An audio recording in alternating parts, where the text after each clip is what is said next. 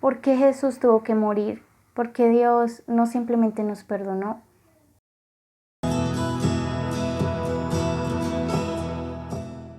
Una manera de entender el significado de la muerte de Jesús es imaginarnos una escena en un tribunal, en el cual estamos siendo juzgados por nuestros pecados grandes o pequeños y Dios es el juez. Él es santo y no hay pecado en él. Por lo tanto, si una persona quiere estar a su lado, ésta tiene que ser santa y no tener pecado. Nuestros pecados contra Dios, por más pequeños que parezcan, para Dios son crímenes capitales, merecen la muerte. Isaías 59:2 dice: pero vuestras iniquidades han hecho división entre vosotros y vuestro Dios, y vuestros pecados han hecho ocultar de vosotros su rostro, para no oír. Porque vuestras manos están contaminadas de sangre, vuestros dedos de iniquidad, vuestros labios pronuncian mentira, habla maldad vuestra lengua. Y Romanos 6:23 dice: porque la paga del pecado es muerte, mas la dádiva de Dios es vida eterna en Cristo Jesús, Señor nuestro. El pecado nos separa de Dios y de acuerdo a la ley divina, nuestros crímenes merecen la pena de muerte. Muerte en un sentido espiritual. Esa muerte significa la separación eterna de Dios. Pero esto nos supone un problema bastante grande porque todos somos pecadores. En Génesis 1, del 27 al 28 dice: y Dios creó al hombre a su imagen, a imagen de Dios lo creó, varón y hembra los creó, y los bendijo Dios y les dijo: fructificad y multiplicaos, llenad la tierra y sojuzgadla, y señoread en los peces del mar, en las aves de los cielos y en todas las bestias que se mueven sobre la tierra. Dios creó al hombre y a la mujer y los bendijo. Adán y Eva tenían la oportunidad de convivir con Dios en un hermoso paraíso. Todo era perfecto, no había tristeza, no había dolor, no había muerte. Convivían en una hermosa y completa paz y amor con Dios. Los animales no eran salvajes, las flores no se marchitaban, Adán no se cansaba de trabajar. Bueno, todo era perfecto. En Génesis 3:6 empieza el pecado en la humanidad. Y vio la mujer que el árbol era bueno para comer y que era agradable a los ojos, y árbol codiciable para alcanzar la sabiduría, y tomó de su fruto y comió, y dio también a su marido, el cual comió así como ella. Entonces fueron abiertos los ojos de ambos y conocieron que estaban desnudos. Entonces cosieron hojas de higuera y se hicieron delantales. Y oyeron la voz de Jehová Dios que se pasaba en el huerto al aire del día, y el hombre y su mujer se escondieron de la presencia de Jehová Dios entre los árboles del huerto. Mas Jehová Dios llamó al hombre y le dijo: ¿dónde estás tú? Y él respondió: oí tu voz en el huerto y tuve miedo, porque estaba desnudo y me escondí. El pecado produjo vergüenza y miedo. Es exactamente acá cuando empieza el pecado en la humanidad. Bueno, aunque el pecado ya estaba antes, cuando Satanás se rebeló contra Dios. Por ello, también tentó a Eva para que la humanidad fuera manchada de pecado. Podríamos decir en término global que este sería el segundo pecado, pero en el contexto humano este sería el primer pecado, aunque ambos pecados fueron desobediencia, por quererse rebelar contra Dios o ser mayor a Dios. En los versículos del 16 al 19 vemos las consecuencias que trajo el pecado a la humanidad. En el versículo 21 habla de la primera muerte que hubo. Y Jehová Dios hizo al hombre y a su mujer túnicas de pieles y los vistió. Mató animales para poder vestirlos con su piel a Adán y a Eva. A partir de ahí hubo una separación entre Dios y el hombre, y a partir de ahí vemos que empiezan los sacrificios o los holocaustos.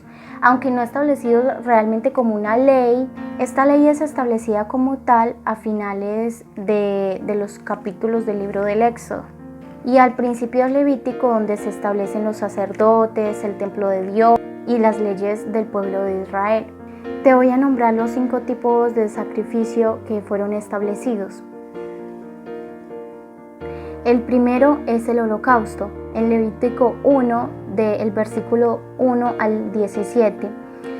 El segundo, la ofrenda por el grano, en Levítico 2, versículos 1 al 16. El tercero, ofrenda de paz, en Levítico 3, versículos 1 al 17 y capítulo 7, versículos del 1 al 11. El cuarto, la ofrenda por el pecado, en Levítico 4, versículos del 1 al 35. Y el quinto, ofrenda expiatoria, en Levítico 5, versículos 14 y 9. Y capítulo 6, versículos 1 al 7. El holocausto era una expiación sustitutiva. Todo consistía que una víctima perfecta e inocente debía, en situación a los pecados del pecador, morir. Esto sucedía cuando el pecador ponía sus manos en la cabecita del cordero y así se transferían sus pecados. El pecador quedaba limpio y el inocente quedaba impuro y por ende debería de morir. Parece algo un poco sangriento o insensible y muchos se preguntarán por qué debía de pasar esto, por qué debía de morir ese cordero y por qué Dios no simplemente lo perdonaba como ahora lo hace. Pues porque Dios es santo y debe de castigar el pecado. ¿Acaso un juez que es recto y justo dejaría que el mal quedara impune? Si este juez sería negligente, sí, pero Dios es un Dios completamente justo y completamente santo. De alguna manera tenía que haber un castigo. En la cruz, Dios derramó su ira sobre su Hijo Jesús y haciendo posible que Él nos perdonara. Es por eso que Jesús derramó su sangre por nuestros pecados. Jesús recibió sobre sí mismo el castigo que nosotros merecíamos. Un pecador queda impune y un inocente paga el precio.